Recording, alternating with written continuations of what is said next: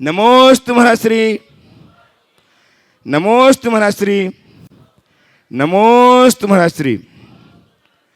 उपस्थित पहले प्रश्न के लिए उपस्थित हों श्रीमती प्रेमलता जी, पवन कुमार जी, राहुल जी अपने परिवार के साथ उपस्थित हो जाए पहला प्रश्न करने के लिए। जो बड़ी मम्मी हैं परम पूज्य विराट सागर जी महाराज की, वे प्रश्न प्रस्तुत करेंगी पहला। नमोस्तु महाराज, महाराज श्री के चरणों में बहुत बहुत नमस्तु। मेरा प्रश्न ये है, हमारे शरीर में समूर्छन जीव होते हैं और समूर्छन जीव नदी नाली जहाँ भी होते हैं पैदा होते हैं, ये अपने भव को कैसे सुधारते हैं? इनका भव कब सुधरता है? देखो, ये सब भवितव्य पर निर्भर होता है। उन जीवों के पास ऐसी योग्यता और पात्रता नहीं होती कि वे कोई विशेष आत्म पुरुषार्थ करें, क्योंकि ये सब लब्धि अपर्याप्त होते हैं, इनकी चेतना ही अविकसित होती है। लेकिन इनमें से किसी किसी जीव का जब भवितव्य जागता है तो उनमें से कोई उछट के आते हैं और अपना उद्धार करते हैं। नमोस्तु महाराज। श्रीमती नीलिमा जी उपस्थित हो जाएं रामटेक से। महाराज श्री, संसार में प्राय हर चीज की एक्सपायरी बड़े ही सहजता में हो जाती है। मानव शरीर से लेकर प्रकृति प्रदत्त हर वस्तु की एक्सपायरी सहज है। महाराज श्री, जिज्ञासा यह है कि कषायों की एक्सपायरी पुरुषार्थ साध्य क्यों है? महाराज श्री, इसका शंका का समाधान कीजिए महाराज जी। बहुत अच्छी बात की है। सब चीज़ों की एक्सपायरी सहज है, कषायों की एक्सपायरी पुरुषार्थ साध्य क्यों? समझिए, परिवर्तन दो तरह का होता है। एक प्रकृति जन्य परिवर्तन और दूसरा पुरुषार्थ जन्य परिवर्तन। प्रकृति जन्य परिवर्तन महज परिवर्तन होता है, लेकिन जो पुरुषार्थ जन्य परिवर्तन होता है वह एक रूपांतरण होता है। बचपन से अब तक हमने अपने कितने रूप बदले, इसमें हमारा अपना कोई पुरुषार्थ नहीं। काल के निमित्त से यह परिवर्तन सहज हो गया, लेकिन अपना जो ज्ञान विज्ञान विकसित किया, अपने संस्कारों को परिमार्जित किया, अपने स्वभाव में जो हमने परिवर्तन किया, ये पुरुषार्थ जन्य परिवर्तन। दूसरे शब्दों में कहूँ तो शरीर का परिवर्तन स्वाभाविक है, पर भावों का पुरुषार्थ परिवर्तन पुरुषार्थ गम्य है। कषाय हमारी एक आंतरिक परिणति है और वह तभी परिवर्तित होगी जब हम उसकी तरफ जागरूक होंगे। अज्ञानी प्राणी अपनी कषायों को पुष्ट करता है, वह अज्ञान भाव है। अज्ञान भाव से कषायें पुष्ट होती है और ज्ञान भाव से कषायें नष्ट होती है। अज्ञान भाव को ज्ञान भाव में परिवर्तित करना हमारा बहुत बड़ा पुरुषार्थ है। जिस पल ऐसा होगा अपने आप बदल जाएगा। आपने पूछा कषायों की एक्सपायरी पुरुषार्थ जन्य क्यों है? मैं इस संदर्भ में ये कहूँगा कि हमारा सारा पुरुषार्थ जब कषायों के पोषण में खप रहा है, तो कषायों को नष्ट करने के लिए भी तो पुरुषार्थ आवश्यक है। आप देखिए, हमारी जो कषायें पल रही है, बढ़ रही है, वो क्यों कर है? उसमें हमारा पुरुषार्थ है कि नहीं? है ना? तो हम 24 घंटे उसी में लगे हैं। जब अंदर की चेतना जागती है, ज्ञान भाव प्रकट होता है, तब हम कषायों के प्रति जागरूक हो पाते हैं।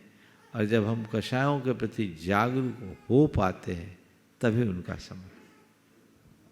उपस्थित हों श्रीमान श्रीमती नीलिमा जी, राजीव जी जैन विदिशा से। सकल दिगंबर जैन समाज विदिशा की ओर से आपके श्री चरणों में बारंबार नमोस्तु नमोस्तु नमोस्तु। महाराज श्री, हमारे देश में आर्द्रताई शक्तियों का प्रादुर्भाव प्राचीन काल से ही रहा है, जिनमें प्रमुख रूप से लंकापति महाराज रावण, कंस, हिरण्यकश्यप आदि का नाम प्रमुख रूप से आता है। जिज्ञासा यह है कि हमारे देश में प्रतिवर्ष सिर्फ रावण के ही पुतले का दहन किया जाता है, ना कंस का किया जाता है, ना हिरण्यकश्यप का। ऐसा क्यों? कृपया जिज्ञासा समाधान करें। देखो, रावण का पुतला दहन क्यों किया जाता है, बाकी का पुतला दहन क्यों नहीं किया जाता? हमारे यहाँ एक नीति है, मुख को पकड़ लो तो सब हो जाएगा। रावण 10 मुख था। कैसा था? 10 मुख था। उसे दशानन कहा जाता है। 10 मुख का मतलब वो 10 गुनी ताकत से काम करा। समझ गए? तो जब वो 10 मुख था तो उसकी प्रसिद्धि ज़्यादा हो गई, इसलिए हमने रावण को पकड़ लिया और एक को पकड़ने में सब आ गए। कहावत है, हाथी के पाँव में सब पाँव समा जाते हैं। शायद इसका आशय यही। इंजीनियर साक्षी जी जैन दमोह से उपस्थित हों। नमोस्तु महाराज जी, नमोस्तु महाराज जी, नमोस्तु महाराज जी। एक छामी महाराज जी, मेरा क्वेश्चन ये है महाराज जी कि जिन जीवों के मन वचन नहीं होते उनको कर्मबंध कैसे होता है, और यदि काय से कर्मबंध होता है तो वो कैसे? देखिए, मन वचन भले नहीं होते पर भाव तो होते हैं। भाव हमारी चेतना की एक परिणति है, वो एक इंद्रियों में भी होती, और उसी भाव से उनके कर्म का बंध होता है। भाव क्या है? हमारे चेतना में जमे हुए शुभ अशुभ संस्कारों का प्रकट रूप। कर्म के निमित्त से जो परिणाम होते हैं वो भाव कहलाते हैं, जो कर्मजन संस्कार से उत्पन्न। साक्षी जी, डॉक्टर प्रियंका जी। चलो चलो बोलो जल्दी से। हाँ महाराज जी, मेरा प्रश्न आपसे यह है कि मैं और मेरा भाई यहाँ शिखर जी में ही जैन म्यूज़ियम गए थे। कल परसों की बात है। तो म्यूज़ियम में एक दादाजी बैठे हुए थे। उनने हमसे हमने उनसे टिकट मंगाई, तो उनने हमें कुछ 30 रुपीज़ टिकट बताई, बट हमारे पास कैश नहीं था, तो हम किसी और शॉप पे जाके कैश लेके आए। तो फिर वहाँ कोई भैया बैठे थे, तो उनने हमें 40 रुपीज़ टिकट का बोला। तो हमने कहा, पहले दादाजी ने 30 बोला था, तो उनने मतलब 30 में हमें टिकट दे दी। फिर उन्हें टिकट नहीं दी थी, मैंने उनसे मंगाया था कि आप टिकट दे दीजिए, तो उन्हें नहीं दी। फिर उसके बाद थोड़ी देर बाद उन्होंने हमको टिकट दी, तो उसमें 10 रुपीज़ लिखे थे। तो मेरा भाई कहने लगा कि उनने हमारे साथ फ्रॉड किया है, तो जाके उनको मतलब हम बोलते हैं, तो हमने कहा नहीं उनके सामने उनके कर्म उन्हें देख लेंगे। तो मतलब मेरा प्रश्न आपसे ये है कि इसमें किसकी गलती है? मतलब उनकी तो देखिए, ये एक शिकायत है और इस तरह का कार्य कहीं किसी संस्था में नहीं होना चाहिए। मुझे नहीं मालूम आप कौन सी संस्था की बात कर रहे हैं। आपका एक कर्तव्य था कि उस बात को स्पष्ट करते, वहाँ के मैनेजमेंट से जुड़े लोगों को फ़ोन से संपर्क करके शिकायत करते कि आपके यहाँ क्या प्रावधान है और क्या हो रहा है। ऐसा केवल तुम्हारे साथ नहीं, कईयों के साथ होगा। चीटिंग किसी भी संस्था में नहीं होनी चाहिए, और इस तरह की चीटिंग को आप अगर सपोर्ट करेंगे तो उनको बढ़ावा मिलेगा, तो इसे रोकना चाहिए। नमस्ते महाराज जी। उपस्थित डॉक्टर प्रियंका सुलभ कुमार जैन दमोह से ही। नमस्ते महाराज श्री मेरी शंका ये है कि जैन महिलाओं का जॉब करना कितना सही है? एक जैन महिला के जॉब करने से उसकी रसोई पर और उसके बच्चों की परवरिश पर बहुत असर पड़ता है, तो कितना सही है कितना गलत है? क्योंकि मैं खुद जॉब करती हूँ, तो मुझे बहुत बार गिल्टी फील होता है कि ये छोड़ देना चाहिए। तो आप मैंने अनेक बार इस विषय में मार्गदर्शन दिया। जैन महिला क्या, महिलाओं की ही बात करता हूँ। जी जी। आप तो थोड़ी देर अपने पीछे जाओ। आपकी माँ भी क्या नौकरी पेशा थी? नहीं। थोड़ा कल्पना करो कि आपकी माँ अगर नौकरी पेशा होती तो जो आप बन पाई वो बन पाती? हाँ नहीं महाराज, ईमानदारी से बोल रही? जी महाराज श्री। तब आप अपनी भावी पीढ़ी के लिए क्या कर रही हैं, अपनी संतान के लिए क्या कर रही है, आपको तय करना है। जॉब तभी करना चाहिए जब उसकी ज़रूरत हो। जी। यदि पति सक्षम है और किसी तरह की आर्थिक कमी नहीं है, क्या ज़रूरत है जॉब की? और काम करो। घर का संचालन क्या कम बड़ा जॉब है? जी। संचालित करो। एक स्त्री अपने घर की जो व्यवस्था बनाती है और संचालन करती है, हजारों रुपए के वेतन देकर के ऐसा कोई नहीं कर सकता। जी जी महाराज। तो आप अपने घर के कार्य को भी अपना एक बड़ा जॉब मानकर एंजॉय कर सकते कि नहीं? जी महाराज। निश्चित ऐसा करने से आपके हाथ थोड़े तंग होंगे। अभी हर महीना मॉल में जाकर कपड़े खरीदते होंगे, ज्वेलरीज खरीदते होंगे, आपका पर्स भरा भरा रहता होगा, उससे मन को थोड़ा सुकून मिलता होगा। पर मैं कहता हूँ, पर्स भरा हो मन खाली तो कोई मतलब नहीं, मन भरा हो फर्श खाली तो कोई फर्क नहीं।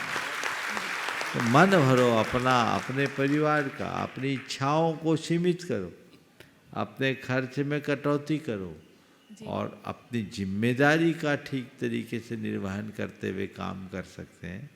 आजकल जॉब के दूसरे भी बहुत सारे विकल्प खुले हैं, वर्क फ्रॉम होम भी बहुत होने लगा है, पार्ट टाइम भी कर सकते हैं, वह भी तब जब उसकी ज़रूरत हो। ज़्यादातर महिलाएं अभी भी पढ़ी लिखी होने के उपरांत भी जॉब नहीं करती। यहाँ कितनी ऐसी महिलाएं हैं जो पढ़ी लिखी है और जॉब नहीं करती? थोड़ा हाथ उठाइएगा, ऐसे हाथ उठाइए जल्दी से। जो पढ़ी लिखी ग्रेजुएट हो, पोस्ट ग्रेजुएट हो और जॉब नहीं करती, देखिए देख रहे हैं आप लोग अपने निर्णय से खुश हो कि नहीं? बोलो। हाँ, और कितनी महिलाएं हैं जो जॉब करती है पढ़ी लिखी होने पर? देखिए, जॉब करने वाले हाथ उठे हैं कुल 5 और जॉब नहीं करने वाले हाथ उठे 20। इसका मतलब क्या है? आप खुद तय कीजिए। नमोस्तु महाराज जी, नमोस्तु महाराज जी, नमोस्तु महाराज जी। इच्छा में महाराज जी, मैं अभी जर्मनी में एस्ट्रोफिजिक्स की पढ़ाई कर रही हूँ। तो ये मेरा स्पेस रिसर्च का प्रोग्राम है।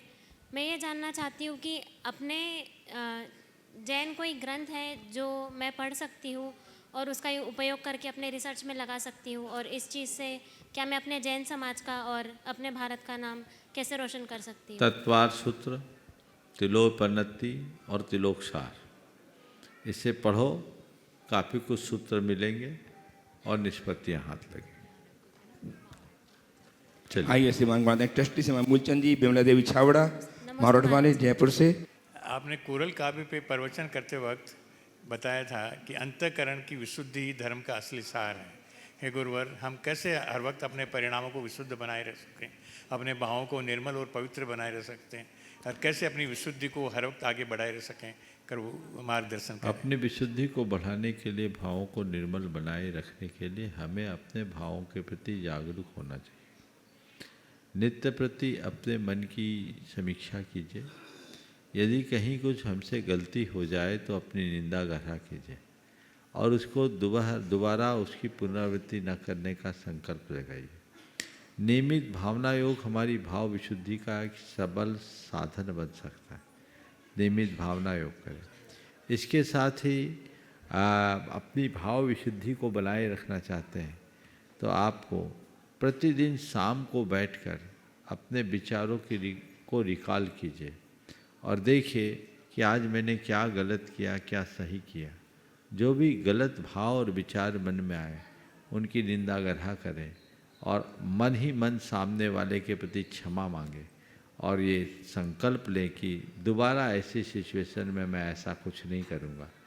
धीरे धीरे बहुत बड़ा बदलाव आएगा। उपस्थित अमृति बहन, 1 मिनट। हाँ बोलिए।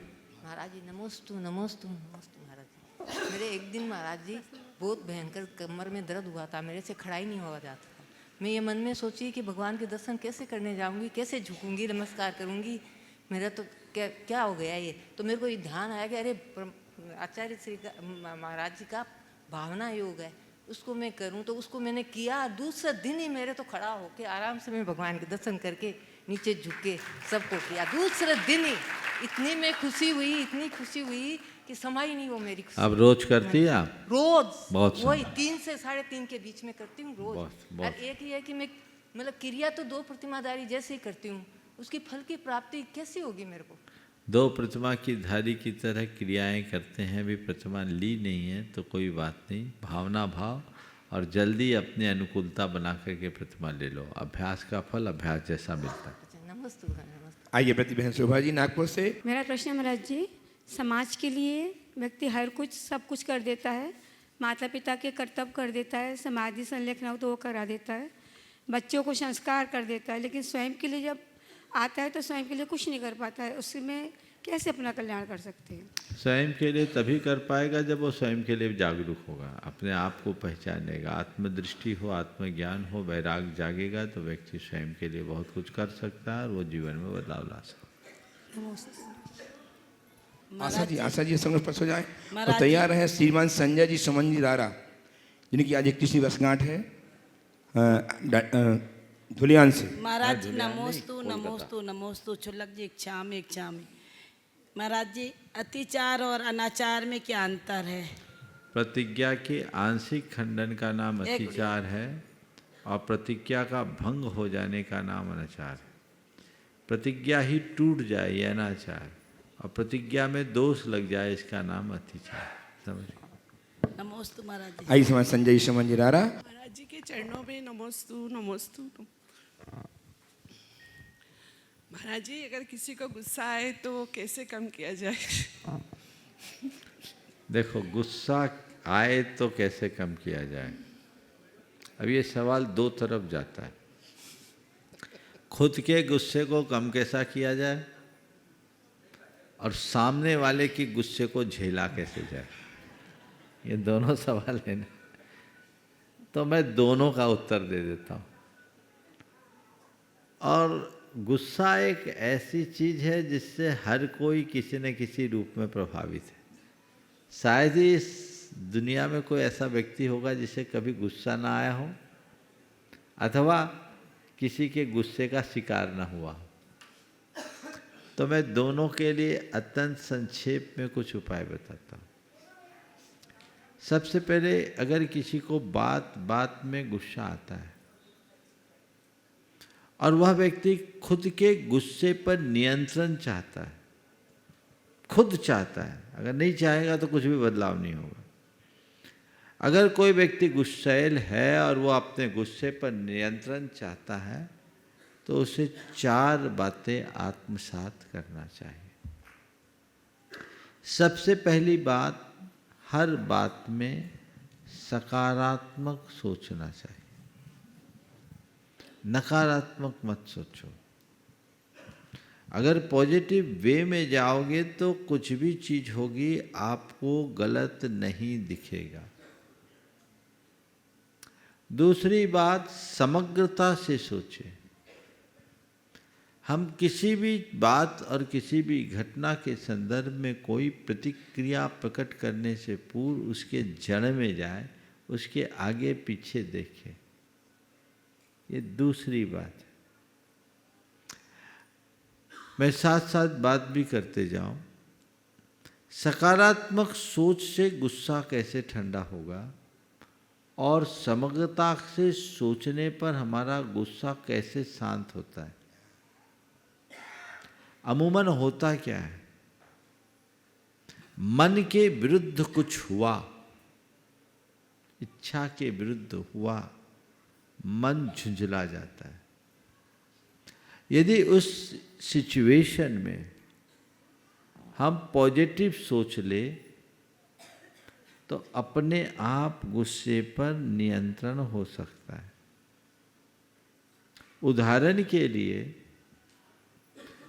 भोजन में बैठे हैं और दाल में नमक कम है। बोलो संजय, गुस्सा आएगा कि नहीं? आएगा ना। कई लोग तो थाली को उड़न तस्तरी बना देते। अगर उस समय ये सोच लो कि मेरी धर्मपत्नी को मेरी सेहत का ज़्यादा ख्याल है, वो समझती कि मेरा ब्लड प्रेशर हाई ना हो जाए, इसलिए जानबूझ के नमक नहीं डाला, तो बोलो गुस्सा आएगा? बोलो। एक व्यक्ति रोटी खा रहा था, भोजन कर रहा था और सब्जी में मिर्ची ज़्यादा थी और मिर्ची खाए जा रहा है, आंखों में झांस आए। धर्मपत्नी ने कहा, क्या बात है, रो क्यों रहे हो? रो क्यों रहे हो? बोले खुशी के आंसू है। ये खुशी के आंसू। बोले क्यों? बोले तुमने सब्जी इतनी टेस्टी बनाई कि खुशी के आंसू आ रहे। सब्जी इतनी टेस्टी बनाई कि खुशी के आंसू आ रहे। धर्मपत्नी ने कहा एक चम्मच और दूं क्या? बोले अब ज्यादा खुशी बर्दाश्त नहीं होगी। कहने का तात्पर्य ये है कि आप हर घटना और हर प्रसंग को सकारात्मक दृष्टि से देखने का प्रयास करें, अपने आप मन शांत होगा। दूसरी बात, समग्रता से सोचे। जिसे दूसरे शब्दों में कहते हैं ठंडे दिमाग से सोचें। कुछ भी घटना घटती है, कोई भी दुप्रसंग होता है, हमारा मन रिएक्ट करता है। जैसे किसी को कोई काम बोला और सामने वाले ने काम नहीं किया, गुस्सा आएगा कि नहीं आएगा? बोलो। हाँ, आएगा। अब मान लो नाम दिया सुदर्शन जी को, मेरा नाम, हाँ सुदर्शन जी ने कहा था आप चिंता नहीं करना, आपका नाम तो मैं प्रायोरिटी पे लूंगा, मैंने लिख दिया। अब पता लगा सबको बुला लिया, आपका नाम नहीं आया, गुस्सा आएगा कि नहीं? आएगा। अब इसमें क्या है, गुस्सा क्यों आ रहा है? क्योंकि आप ये सोच रहे कि उनने मुझे नहीं बुलाया, जानबूझकर नहीं बुलाया, इग्नोर किया। अगर इसकी जगह सोच समग्र हो तो आप कहोगे भैया जी ने तो बहुत अच्छे से सोचा था, पर पहले वालों के सवाल इतने लंबे हो गए, आज बहुत लोग कोसेंगे इस सवाल में टाइम ज़्यादा जा रहा है। तो सवाल आ गए भैया जी बुला नहीं पाए, पर कोई बात नहीं, आज मजा बहुत अच्छा आया, गुस्से पर इतना अच्छा महाराज ने आज मार्गदर्शन दिया, हमें तो लाभ हो गया। ये सकारात्मकता का कमाल है और ये समग्रता का एक उदाहरण। तो कोई व्यक्ति नहीं किया ये आरोप है, कर नहीं पाया ये संभावना है। समझ गए? तो पहली बात सकारात्मक सोचिए, दूसरी बात समग्रता से सोचिए, तीसरी बात त्वरित प्रतिक्रिया से बचिए। कुछ भी हो जाए तुरंत रिएक्ट नहीं करना, क्योंकि उस समय तो बिल्कुल वेग होता है, तुरंत प्रतिक्रिया नहीं करो। आवेग को रोको, विवेक को जगाओ। देखो आप लोग अपने दुकान पे होते हो, कई बार ग्राहक को क्या करते हो, ग्राहक से बहस करते हो, झुंझलाते हो, क्या बोलते हो, मीठी मीठी मुस्कान देते हुए बोलते हो। क्यों? ग्राहक है, इसे नाराज करना ठीक नहीं। ग्राहक को नाराज करना ठीक नहीं, घरवाली को नाराज करना ठीक है? बोलो। बस ये समझ अंदर हो तो गुस्से पर नियंत्रण हो सकता है। और चौथी बात, नियमित भावना योग। मुझे शांत रहना है, मुझे शांत रहना। मैंने अनेक बार इस पर प्रकाश डाला है और बहुत लोगों के जीवन में चमत्कार घटित हुआ है भावना योग से। तो यदि नियमित भावना योग का अभ्यास करे, प्रचंड क्रोधी भी शांति मूर्ति बनेगा, इसमें कोई संशय नहीं। ये प्रयास करना चाहिए। अब सामने वाले के गुस्से को कैसे झेलें, दूसरा पहलू। तो देखो, कोई गुस्से में हो ना, तो वो आग हो तो आप पानी बनो। तो आग है सामने वाला, आपको पानी बनना है, उसके लिए क्या करे? 4 उपाय करो। पहली बात, जब भी कोई इस तरह से गुस्से में ऊल जलूल बोले तो समझ लो अब इसका दिमाग खराब है। क्या है? दिमाग खराब। एक बहन जी एक दिन मेरे पास आई, बहुत दुखी थी, परेशान। बोले महाराज जी क्या करें, हमारे पति बहुत ऊल जलूल बोलते हैं, बर्दाश्त नहीं होता महाराज, कब तक बर्दाश्त करें? क्या हो गया, अब इतने साल हो गए? बोले महाराज 30 बरस हो गए शादी की, उनकी भी 31वीं थी, कब तक झेले, बहुत गंदा गंदा बोलते हैं। बोलते ही तो मारपीट तो नहीं करते? महाराज मारपीट तो नहीं होते, लेकिन इतना गंदा बोलते महाराज, कब तक बर्दाश्त करें? हमने कहा ठीक। उस गांव में एक पागल घूमता था। हमने कहा रास्ते में कभी वो पागल मिला? हमारा रोज मिलता, आज भी मिला था। क्या बोलता? बहुत गंदी गंदी गालियां देता है। बोले तुम्हें भी देता है? बोले जो मिलता उसको देता है।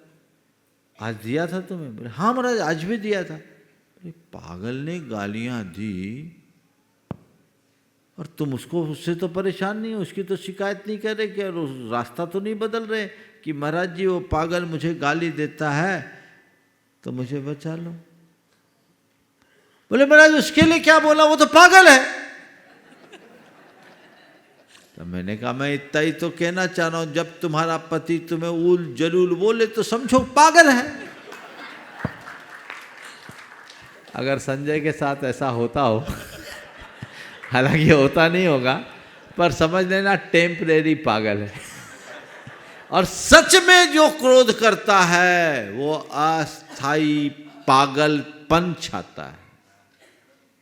क्रोध एक अस्थाई पागलपन है, समझना कहना मत, क्योंकि पागल के सामने हमें समझदारी का व्यवहार करना है।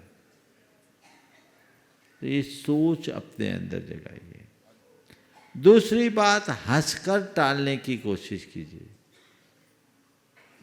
हाँ बोल दे चुपचाप, थोड़ा बहुत हंस के हंसी में टाल दो।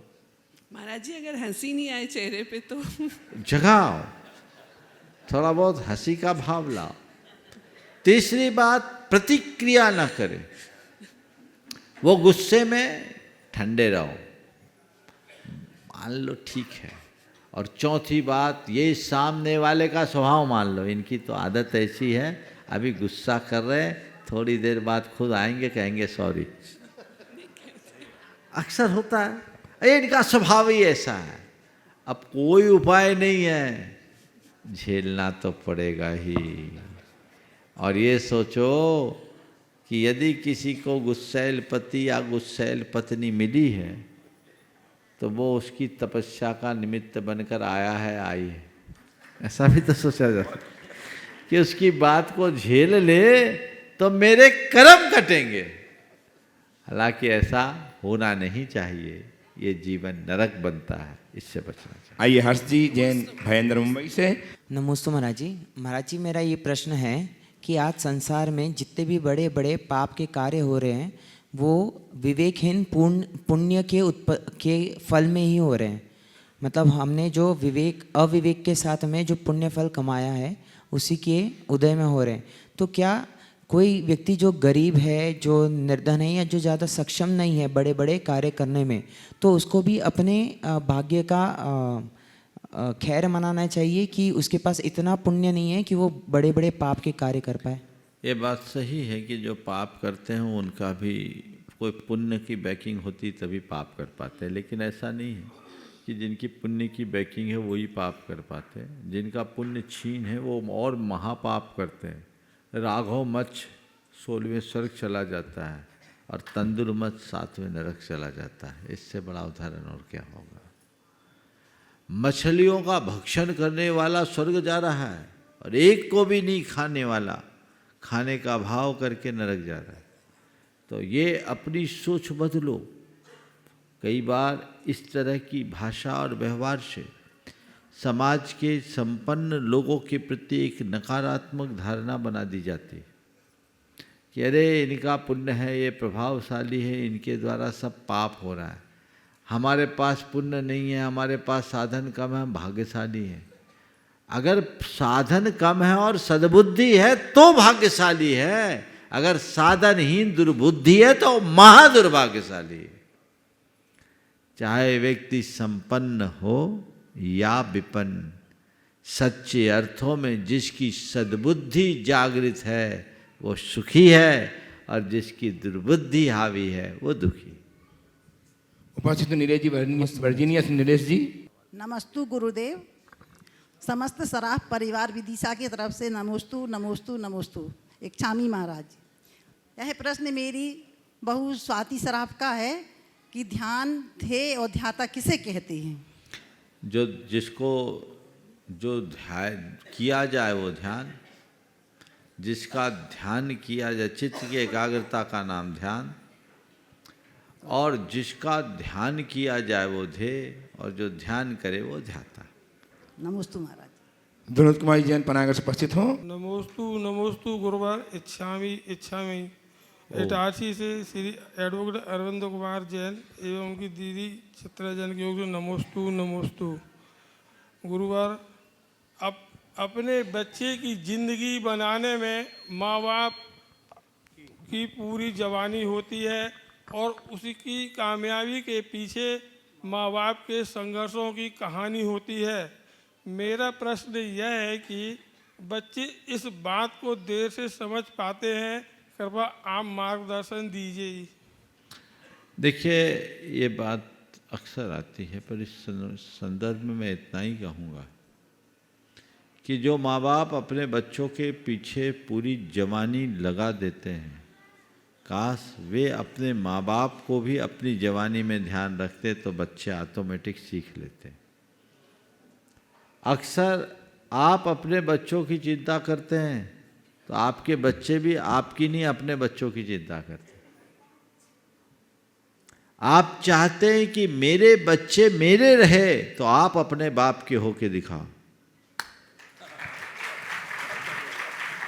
अपने माँ बाप के आप नहीं बनोगे तो आपके बच्चे आपके कैसे बनेंगे? सिखाया तो आप नहीं है।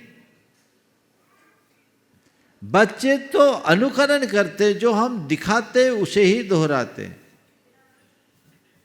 तो वो हम करने का प्रयास करें, अभ्यास करें।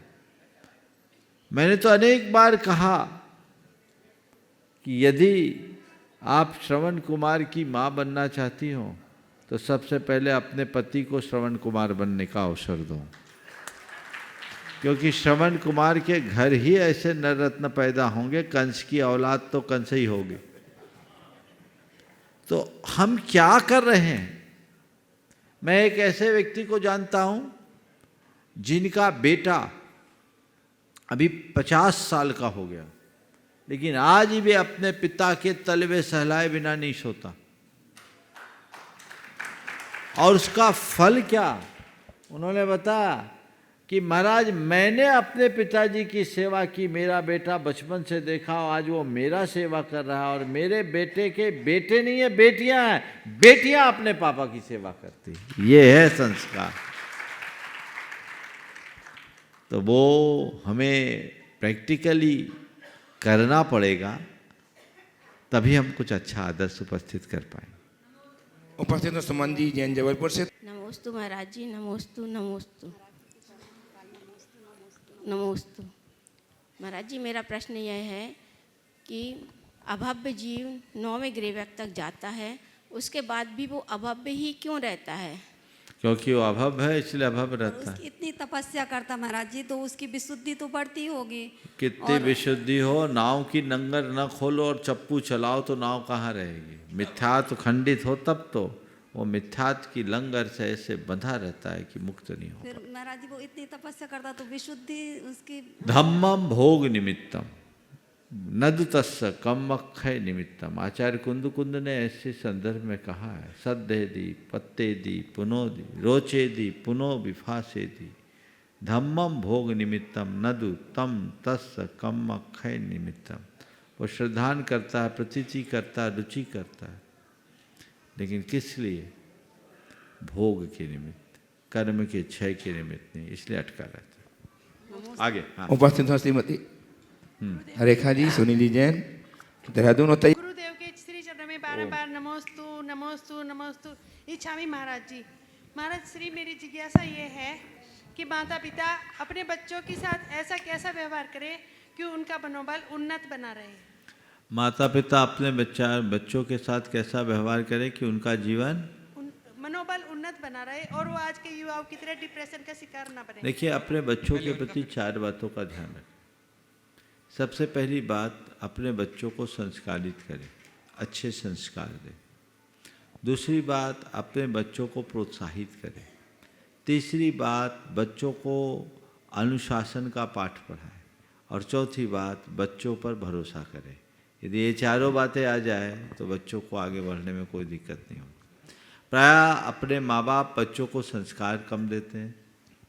फिर दूसरी बात, संस्कार का अभाव तो होता है, प्रोत्साहित नहीं करते। तीसरी बात, अनुशासन का पाठ या तो अत्यधिक अनुशासन हो जाता है या बिल्कुल खुला छोड़ देते हैं। उन पर आज़ादी युक्त अंकुश होना चाहिए ताकि वो अपनी मर्यादाओं में रहते हुए अपने आप को उन्मुक्त दिशा में बढ़ा सके। और चौथी बात, बच्चों पर ज़रूरत से ज़्यादा शंका करना भी बाधा बन जाती है। यदि ये चारों बातें ध्यान रखे तो बच्चों को आगे बढ़ाया जा सकता है। उपासक कपूर जी जैन कोटा से। गुरुदेव के चरणों पर त्रिबार नमोस्तु नमोस्तु नमोस्तु। मच्चा सिंह शुक्ला जी के चरणों में इच्छामि इच्छामि इच्छामि। गुरुदेव, अभी सिद्ध चक्र मंडल विधान में उसके अर्घ के अंदर श्री ओम श्री अपने सनातन धर्माय नमः आया था। तो सनातन धर्म का मतलब क्या है? जो सबसे प्राचीन है, जिसमें श्रवण संस्कृति हो, जो शाश्वत हो। कृपया सनातन धर्माय नहीं, सनातनाय है। हाँ, सनातन है। सनातन क्या है? जो सदा से चला आ रहा है। लोग मुझसे पूछते सनातन धर्म, मैं कहता सनातन धर्म की बात नहीं करता, धर्म सनातन है, इसकी बात करो। धर्म अपने आप सनातन है, धर्म के अभाव में सनातन है ही नहीं, और धर्म ही सनातन है। इसलिए सनातन को लेकर के किसी भी प्रकार का मन में विकल्प नहीं होना चाहिए और अनावश्यक किसी तरह की टिप्पणियां भी लोगों को नहीं करनी चाहिए। आज कुछ देखने में ऐसा आ रहा है, हमारे कतिपय व्हाट्सएप वीर कई तरह के पोस्ट डालते हैं जिससे हमारे आपस के संपर्क और संसर्ग प्रभावित हो रहे हैं। हम आम समाज और बहुसंख्यक समाज के साथ एक कटुतापूर्ण संबंध बना रहे हैं। ये समझदारी की बात नहीं है। हमें अहिंसा अनेकांत के आदर्श को लेकर चलना चाहिए और समन्वयात्मक व्यापक दृष्टिकोण अपना करके चलना चाहिए। नमस्ते गुरुदेव, नमस्ते गुरुदेव, नमस्ते। उपासक श्रीमती चंद्रिका जी पाटनी का रांची। मेरी तरफ से जगत के सब जीवों की तरफ से मुनिराज के चरणों में नमस्तु, छुल्लक जी महाराज के चरणों में इच्छा में। महाराज श्री, कई लोग चिंता करने में अपनी ऊर्जा को खत्म कर देते हैं, उसका समाधान ढूंढने में नहीं करते। तो ऐसे में चिंता क्या कभी खत्म होगी?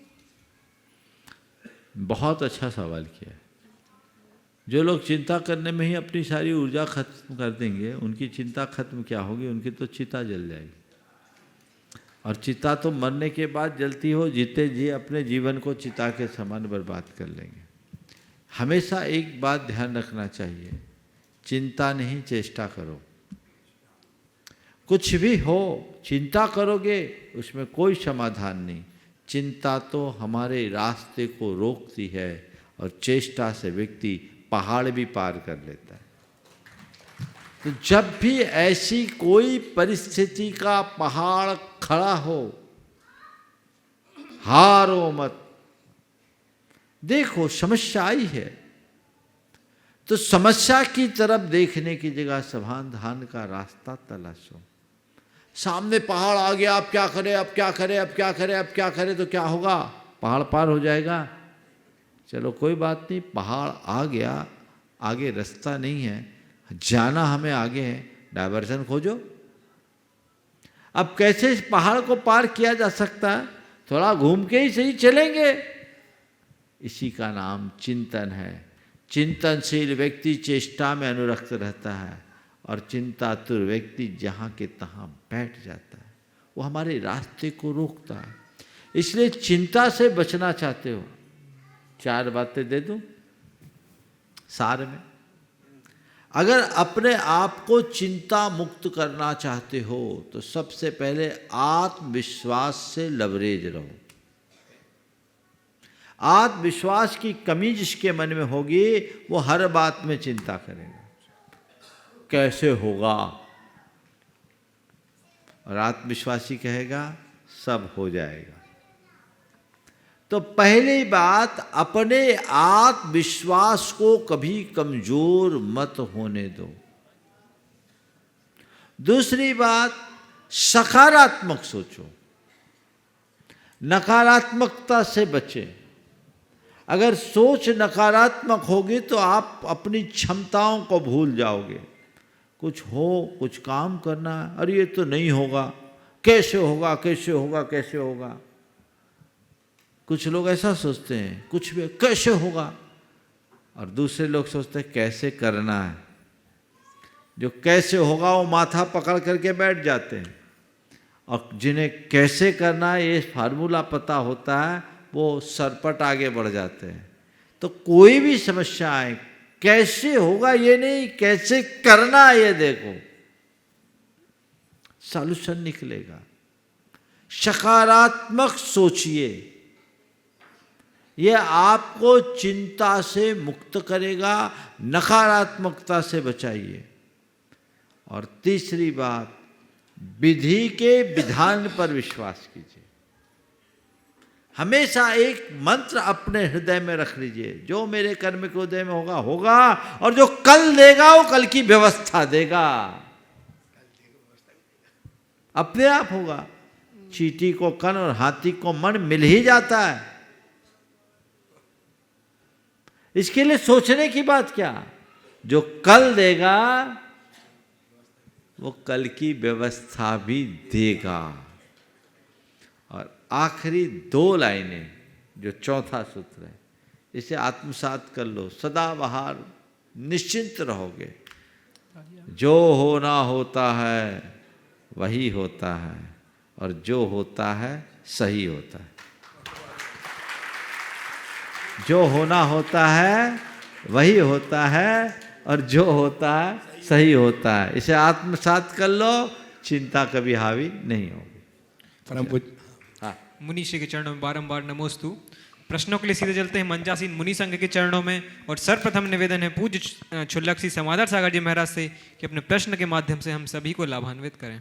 महाराज जी चरणों में नमोस्तु नमोस्तु। महाराज जी कल एक प्रश्न हमने किया था, पढ़ने वाचन क्रिया। इसके पहले जो बात होती है उसके बारे में हम इसके सप्त परम स्थान बताए हैं।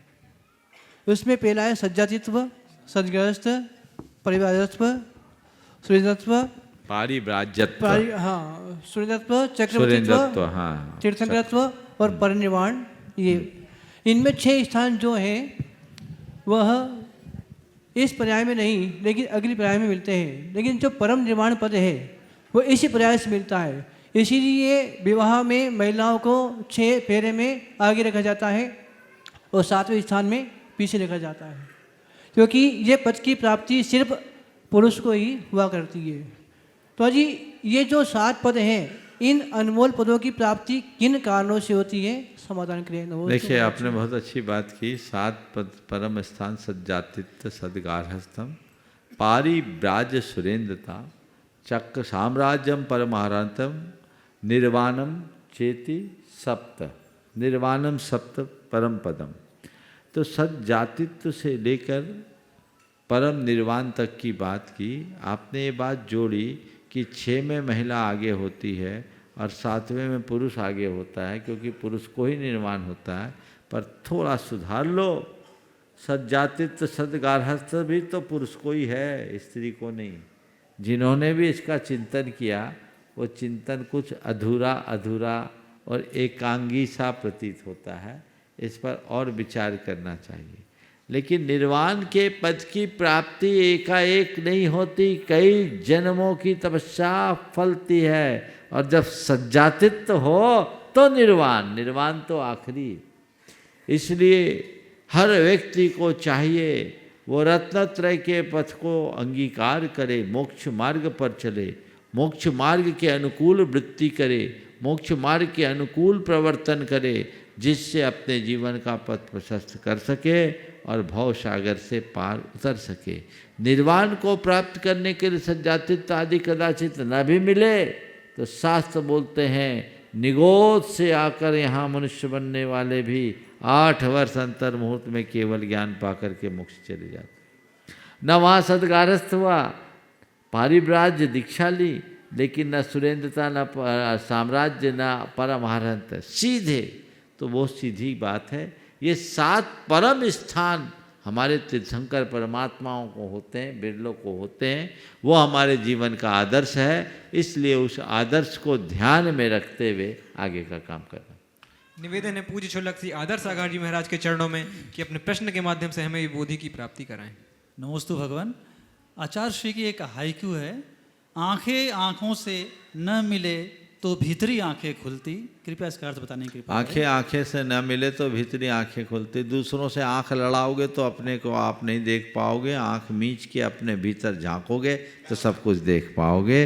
तो अपने को देखना है तो आंख लगाने की जगह आंखें बंद करो, अपने भीतर झांको। जो खुद के भीतर झांकता है वही कुछ अच्छा कर पाता है। समय आप सबका हो गया, यहीं पर विराम। बोलिए परम पूज्य आचार्य गुरुवर श्री विद्यासागर जी महाराज की।